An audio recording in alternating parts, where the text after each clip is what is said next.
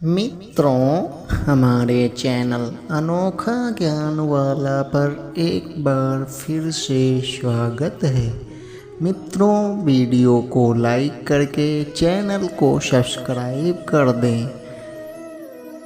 गीता में भगवान श्री कृष्ण ने बताया है कि किस तरह इंसान दुखों को खत्म कर सकता है।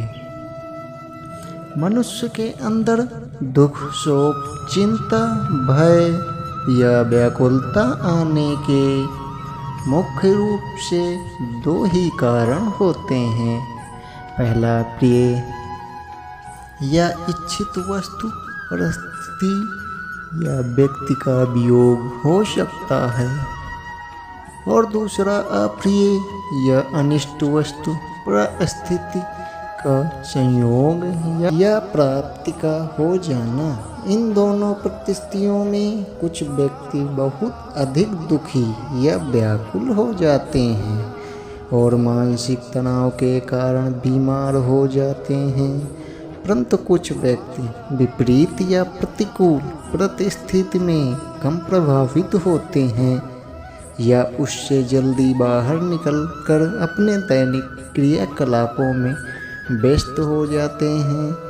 वे जानते हैं कि अनुकूल प्रतिकूल परिस्थितियाँ तो सभी के लिए जीवन में आती जाती रहती हैं।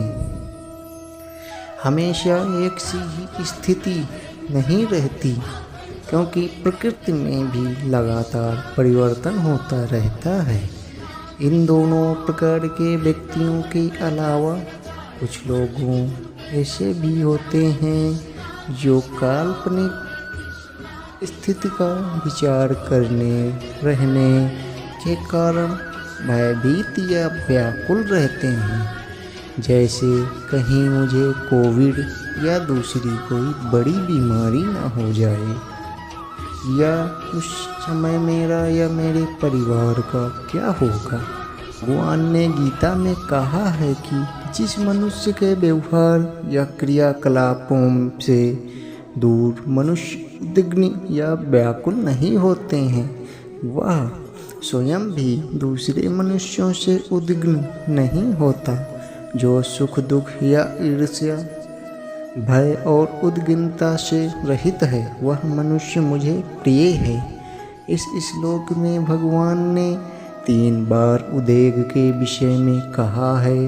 अन्य शास्त्रों में भी 3 प्रकार के ताप या दुख का जिक्र आता है।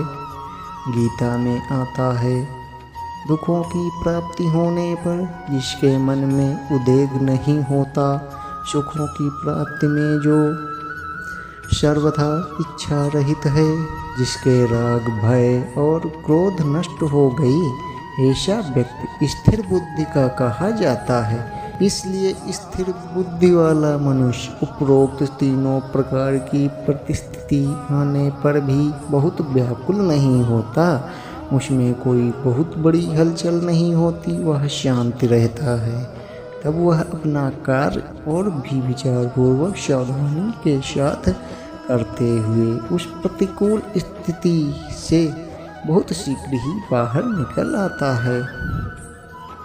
यदि हमें अपना कार्य पूरा करने के बाद इच्छा अनुसार परिणाम प्राप्त नहीं हो, तब हमें व्याकुल होने के स्थान पर उस पर भली भांति विचार करना चाहिए कि कहाँ पर हमसे कमी रह गई। उस पर ध्यान रखते हुए भविष्य में फिर प्रयास कर सकते हैं। इसी प्रकार हमारे प्रति दूसरों का व्यवहार या उनकी क्रियाओं पर हमारा वश नहीं है, तब हम उनसे अपने मन को क्यों व्याकुल करते हुए अपने स्वास्थ्य पर प्रतिकूल प्रभाव डालते हैं। इसके अतिरिक्त मन में आने वाले काल्पनिक विचारों से भी अपने मन को व्याकुल नहीं करना चाहिए। जो हो चुका उससे सीख या ज्ञान लेकर भविष्य के प्रति सावधान हो सकते हैं। वर्तमान में किए जाने वाले कर्मों को पूरा शांत मन से परिस्थिति के अनुरूप खुशी खुशी करने का प्रयास करना चाहिए। इसी में हमारा कल्याण है। इसके अतिरिक्त दूसरों की उन्नति होने पर हमें उनसे ईर्ष्या का भाव रखकर अपने मन को मलिन या व्याकुल नहीं करना चाहिए।